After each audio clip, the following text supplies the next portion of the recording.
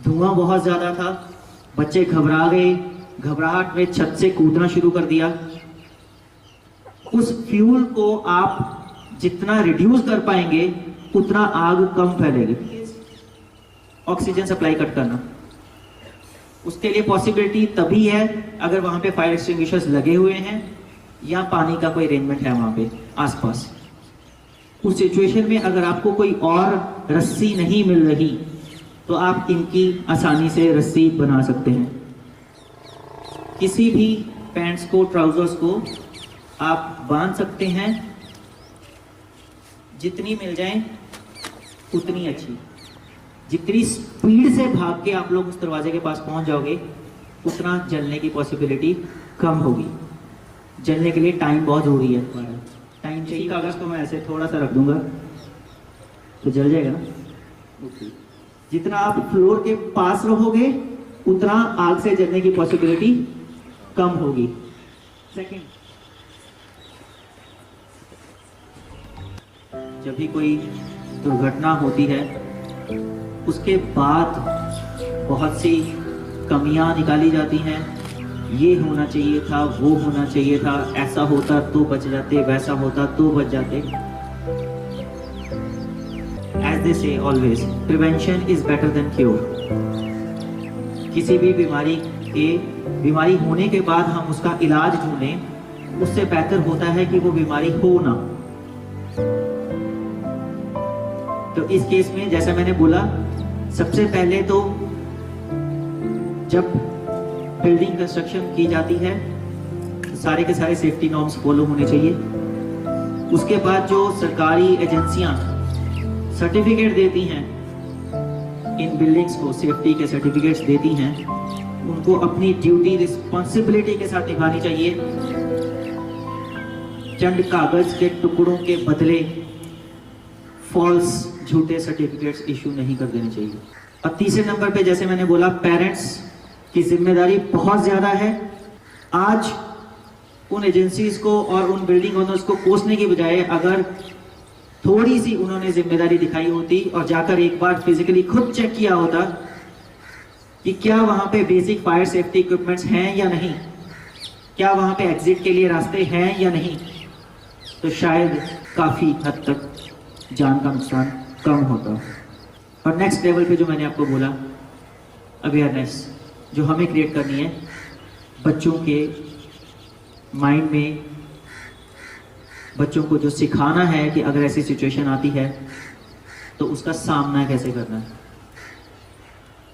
सबसे जरूरी बात है वो है माइंड को काम एंड कूल रखना, ठंडे दिमाग से डिसीजन लेना। This is the most important thing at that time. अब जिन्होंने वो वीडियो देखा है ये चीज नोटिस की होगी कि आग बहुत बढ़ गई थी, धुआं बहुत ज्यादा था, बच्चे घबरा गए, घबराहट में छत से कूदना शुरू कर दिया, जल्दीबाजी में कूदे, समझ नहीं आया क्या करें उस टाइम पे। तो कुछ एक बातें मैं आपसे करने जा रहा हूँ, उनका ध्यान रखना। भगवान ना करे कभी भी ऐसा कोई इंसिडेंट हो तो उसके लिए सबसे पहले आपको अपना माइंड कूल रखना है, घबराहट में नहीं आना। जितना टेंशन में आओगे उतना जान पे संकट बढ़ जाएगा। राइट, आग लगने के लिए सबसे जरूरी क्या होता है? उसमें फ्यूल, प्राइमरी रिक्वायरमेंट। बिना फ्यूल के आग नहीं लगती। और जब कभी ऐसे बिल्डिंग में, कमरे में कहीं पे आग लगती है तो उस कमरे के अंदर जो भी कपड़ा, जो भी लकड़ी, जो भी जल सकने वाली चीज है वो सारा फ्यूल है। चाहे लकड़ी के बेंच होंगे वहां पे, चाहे कपड़े होंगे, चाहे पर्दे लगे होंगे, वो सब कुछ फ्यूल है। उस फ्यूल को आप जितना रिड्यूस कर पाएंगे उतना आग कम फैलेगी। आपके आसपास कोई भी जलने वाली चीज नहीं होनी चाहिए। दीवारों को आग नहीं लगती है, बट दीवारों के अलावा वहां पे जैसे मैंने बोला जितने भी डेस्क बेंच पड़े हुए हैं, या पर्दे टंगे हुए हैं, या कपड़े की, या कोई भी जलने वाली चीज है, वो सब का सब फ्यूल है। अगर थोड़ा ठंडा दिमाग रख के उसको उठा के फेंक दिया जाए अपने से दूर और फ्यूल हमसे दूर रहेगा तो आग हमारी तरफ नहीं बढ़ेगी। Second thing is oxygen supply cut करना। उसके लिए पॉसिबिलिटी तभी है अगर वहां पे फायर एक्सटिंग्विशर्स लगे हुए हैं या पानी का कोई अरेंजमेंट है वहां पे आसपास। तो जितना ज़्यादा हम इन दो चीज़ों को यूज़ कर पाएंगे फायर के ऊपर, हम ऑक्सीजन की सप्लाई को कट करेंगे, आग नहीं फैलेगी। राइट। अब मान लो ये दोनों चीज़ें हम नहीं कर पाए, जैसे वो बच्चे वहाँ पे ये दोनों काम नहीं कर पाए, ना वो फ्यूल की सप्लाई कट कर पाए, ना वो ऑक्सीजन की सप्लाई कट कर पाए। तो ऐसी सिचुएशन में उनके पास थर्ड ऑप्शन जो थी वो यही थी, ना तो वो दरवाजे के पास पहुंचे, दरवाजा खोल के भागे नीचे की तरफ को। अगर आप दरवाजे तक नहीं पहुंच पा रहे हो, जैसा कि इस सिचुएशन में लगा, बच्चे नहीं पहुंच पाए दरवाजे तक, फिर उन्होंने खिड़की ढूंढी। अच्छा किया, दरवाजा नहीं मिला, कम से कम खिड़की मिली। बट खिड़की से जंप करने का तरीका, जैसे मैंने बोला आपको पहले भी, हड़बड़ाहट में, जल्दबाजी में, बिना देखे नीचे क्या है क्या नहीं, जंप कर दिया, उससे उनको बहुत ज़्यादा इंजरी हुई। अगर वही जंप करने का तरीका थोड़ा सा सही होता तो शायद इंजरी कम होती। मैं पास्ट को चेंज नहीं कर सकता, बट आज आपसे बात करने का पर्पस यही है कि अगर भगवान ना करे ऐसा हम में से किसी के साथ भी हो, तो हम वो इंजरी की सिचुएशन को, लॉस ऑफ लाइफ को मिनिमाइज कर पाएं। बचने का रिसोर्स एक हमारे पास है, बट हम उसको यूज नहीं करते। आपने जो कपड़े पहने होते हैं, स्पेशली जो आपकी ट्राउजर्स हैं, जो जीन्स हैं, उस सिचुएशन में अगर आपको कोई और रस्सी नहीं मिल रही तो आप इनकी आसानी से रस्सी बना सकते हैं।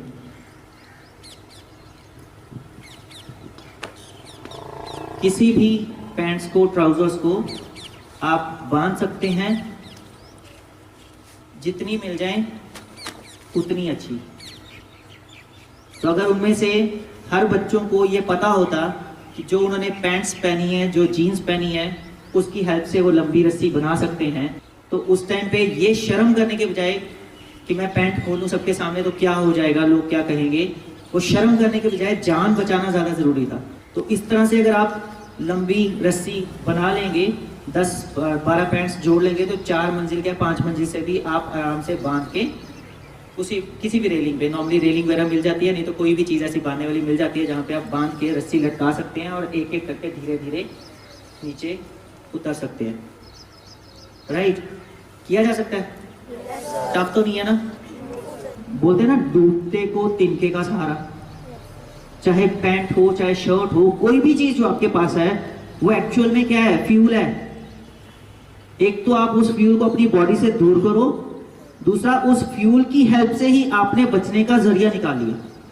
अब दूसरी बात, जिन्होंने जंप किया ऊपर से, जब आप डायरेक्ट ऊपर से जंप करोगे, सपोज ऐसे जंप कर रहा हूं मैं, उस केस में क्या है, आपकी स्पीड, मोमेंटम तेज हो जाता है। बजाय कि आप रेलिंग पे बैठ के, बनेरे पे बैठ के वहां से जंप करो, उसकी बजाय अगर आप लटक के, जितना ज्यादा से ज्यादा लटक सको उतना लटक के जंप करोगे, तो उस केस में चोट के चांसेस कम हो जाएंगे।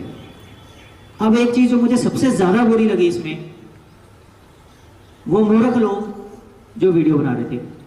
आज की दुनिया में सबसे ज्यादा इनसेंसिटिव काम यही हो गया है कि कुछ ऐसी दुर्घटना हो रही हो तो हेल्प करने के बजाय लोग वीडियो बनाने बैठ जाते हैं। जितना ज्यादा फ्लोर हार्ड होता है, बच्चे फ्लोर पे कूदे थे, चोट लगी उनको, उसकी वीडियो बनाने के बजाय चद्दरें इकट्ठी की जा सकती थी, कुछ भी आसपास ऐसा मटेरियल इकट्ठा किया जा सकता था जिसपे बच्चे जंप करें तो उनको चोट कम लगे। कुछ और नहीं किया जा सकता था। कम से कम 100, 150, 200 बंदा वहां पे था जो उस टाइम पे इस घटना को देख रहा था। सारे अपनी पैंट शर्ट ही उतार के जमीन पे अगर गिरा देते तो ढेर लग जाता उसका, और उस ढेर पे जब बच्चे जंप करते तो उनको बहुत कम चोट लगती, कुशन मिलता उनको। अब वापिस आता हूं तुम लोगों को फिर से। जब हमें आग लगी हुई है, दरवाजा ढूंढना है, खिड़की ढूंढनी है, रास्ते में आग है, तो हम आग से डर जाते हैं कि आग को क्रॉस कैसे करेंगे। राइट।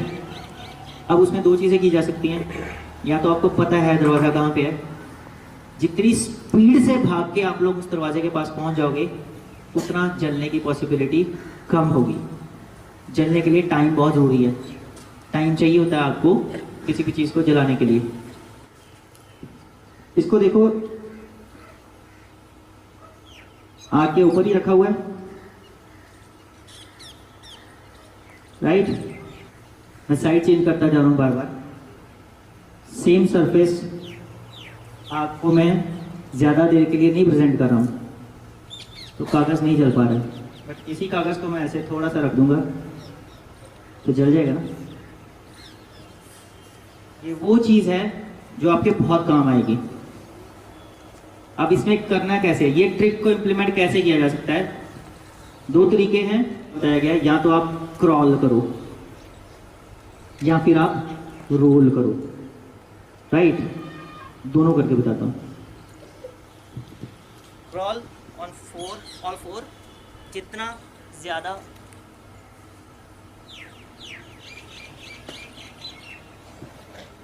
This was crawl.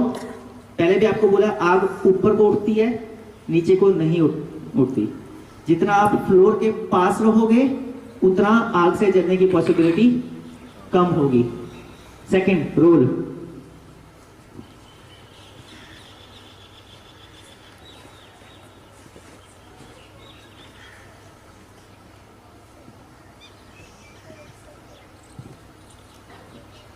ये रोल करके आप जाओगे तो जो मैंने आपको कैंडल और पेपर के साथ करके दिखाया है वो चीज होगी। आप सेम सरफेस आग को ज्यादा देर तक प्रेजेंट नहीं कर रहे हो, आप सरफेस चेंज कर रहे हो। आप रोल कर रहे हो, कभी आप बैक पर हो, कभी आप फ्रंट पर हो। और एक चीज तुमने नोटिस किया, मैंने फेस को कवर किया हुआ था। जब मैंने रोल किया है मैंने चेहरा ढक लिया था। चेहरा इंपॉर्टेंट होता है ना, हाथ वाथ तो चलो चल जाएगा, कम से कम चेहरे को ढक के रखा होगा तो फेस पे जो इम्पैक्ट है फायर का वो कम से कम होगा। और जब आप रोल कर रहे हो तो आपको आग कम लगेगी, बिकॉज आप टाइम कम दे रहे हो फायर को सेम सरफेस के लिए। तो ये 2 टेक्निक्स अगर आप उस टाइम पे माइंड में रख पाए, चल के जाने की बजाय आप रोल कर पाए फर्श के ऊपर, तो आप फायर से खुद को सेव कर लोगे, डोर के पास जल्दी पहुंच जाओगे, राइट। और उस टाइम पे दरवाजा अगर बंद है तो तोड़ना पड़ता है। उस केस में वो CID किसने देखा है, उसमें दया का रोल क्या होता है? दया, दरवाजा तोड़ दो। तो उस टाइम पे दया बनना है, दरवाजा तोड़ना है जितना जल्दी से जल्दी हो सके, राइट। आई होप जो जानकारी मैंने आपको दी है उसको आप ठंडे दिमाग से सोचोगे, समझोगे और याद रखोगे। और जिसका मैंने जो रोल बताया है, अगर वो सभी अपना अपना रोल ठीक तरीके से निभा लेंगे इन फ्यूचर, तो आई होप कि ऐसी कोई घटना अगर फ्यूचर में घटती है तो ऐसा लॉस ऑफ लाइफ नहीं होगा।